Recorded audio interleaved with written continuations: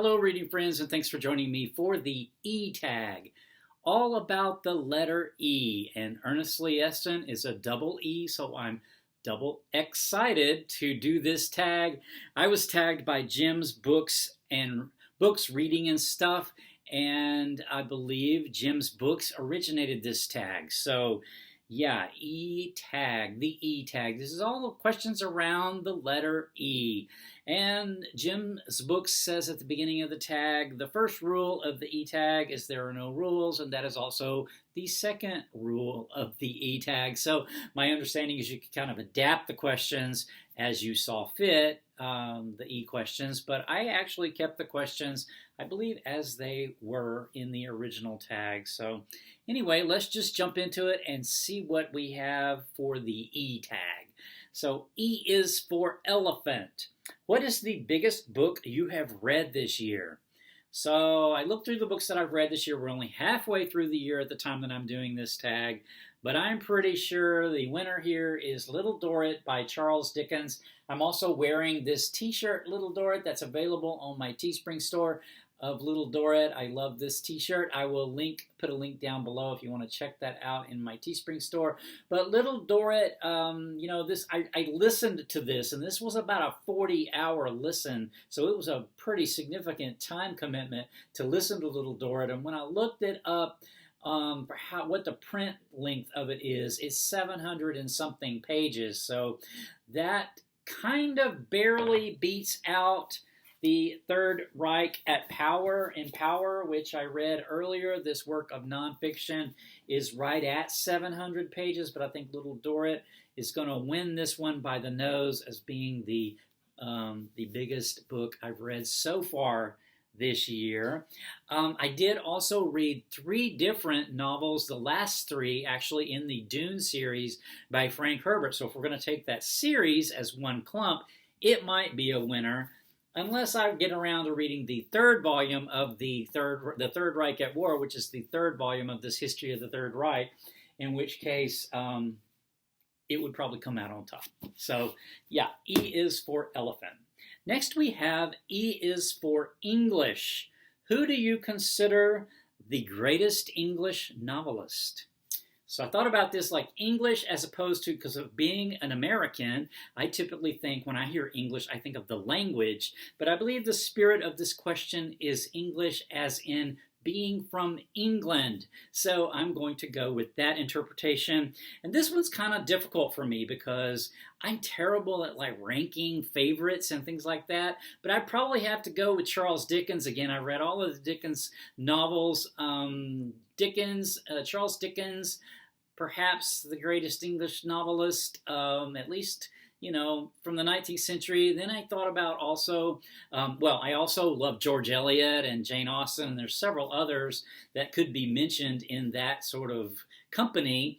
But if we're talking about contemporary authors, I think I might go with Kazuo Ishiguro, who is an English author who has a new book out, actually, that I haven't gotten to yet, but I hope to get to this in the next few months. Clara and the Sun by Kazuo Ishiguro.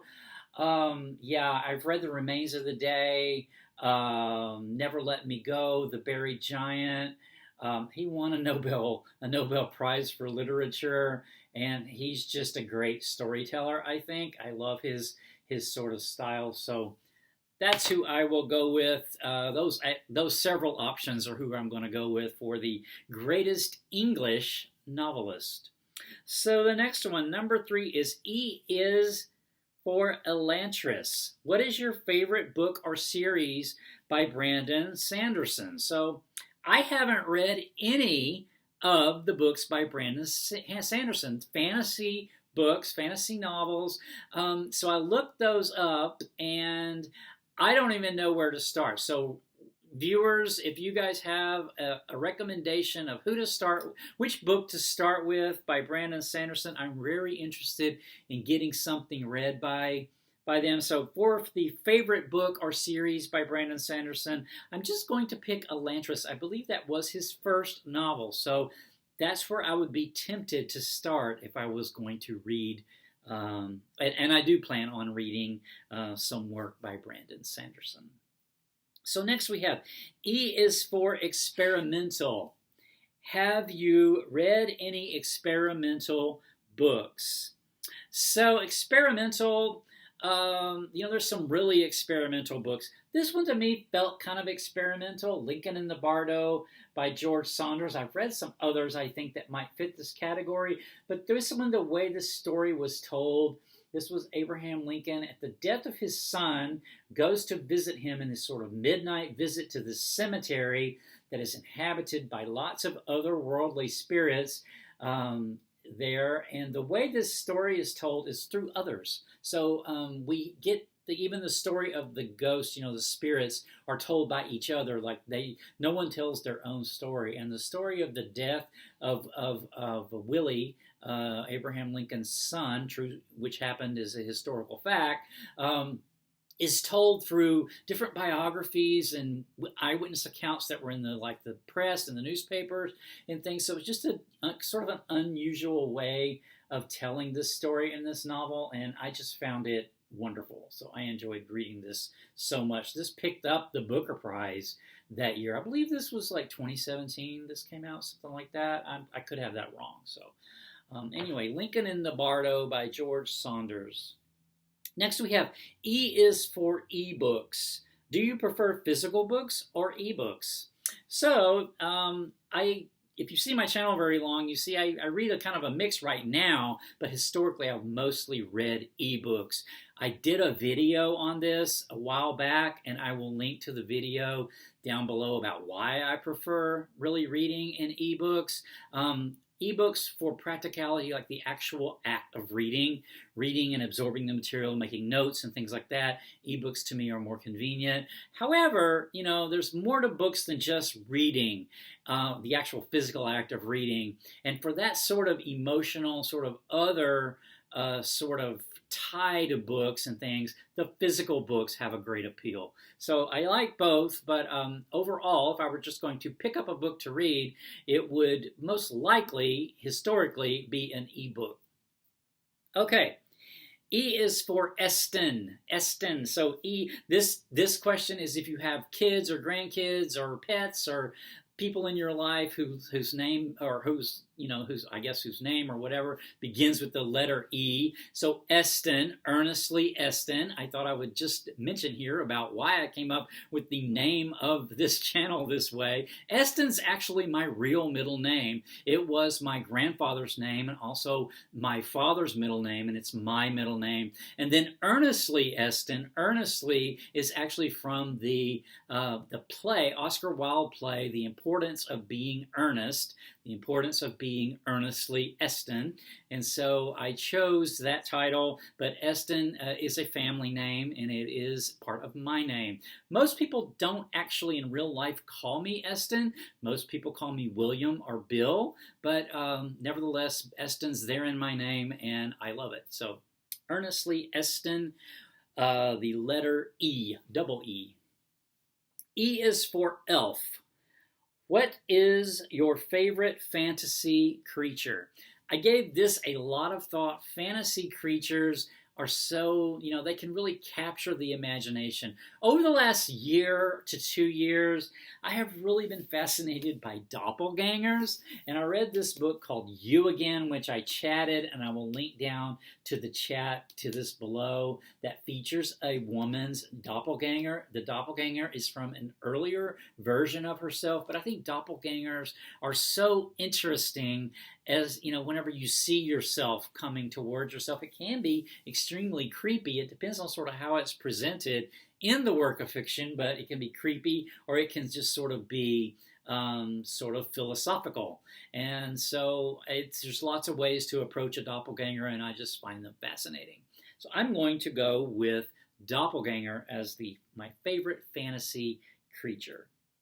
Okay, the next one is, it looks like I skipped one.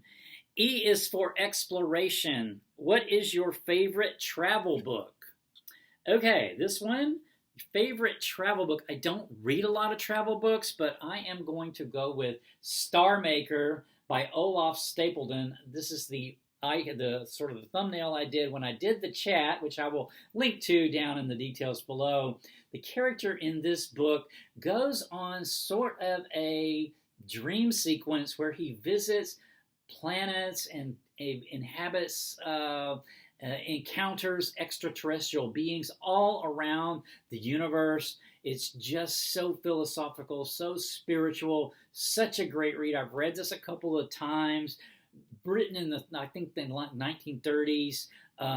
It's just a wonderful, wonderful read, I think, and it's a wonderful trip to take through multiple kinds of life forms and different ways of approaching life and seeing life and in the universe. So love it. Yeah.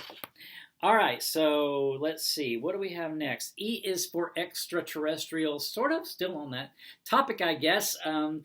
What is your favorite book about another world, or your favorite real or fictitious?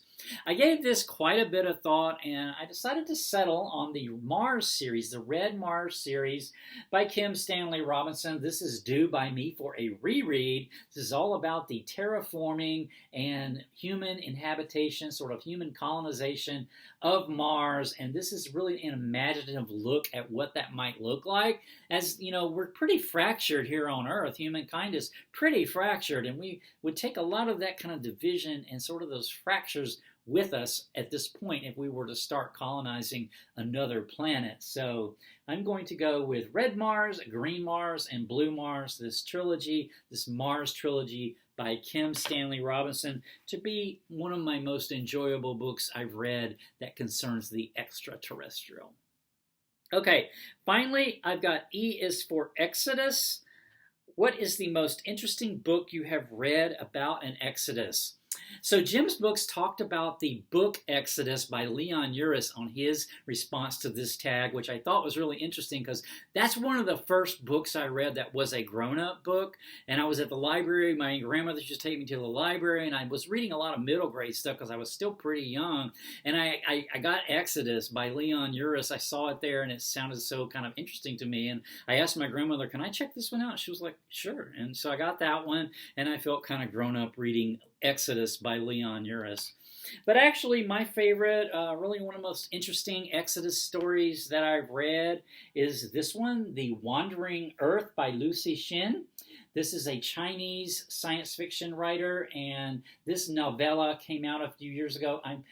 This version I read was actually translated by Ken Liu, the science fiction writer, the American science fiction writer. Just a beautiful story about our sun about to go nova, and the Earth, then the citizens of Earth decide to take it out of orbit and turn the entire planet into an interstellar spaceship, and all of these sort of philosophical questions that can ensue from that. So The Wandering Earth by Lucy Shin. I chatted this on my channel, so I will link to that chat down below. I'll also link to Little Dorrit. I chatted that as well. I don't think I mentioned that, but I'll link to that chat down below as well.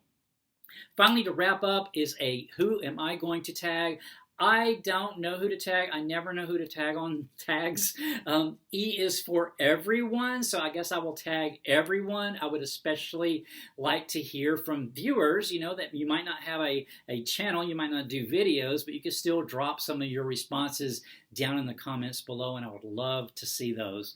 So I will close this E-tag with that. Thanks again, Jim's Books, Reading and Stuff, for tagging me. It was a lot of fun to give this some thought. So until next time, take care.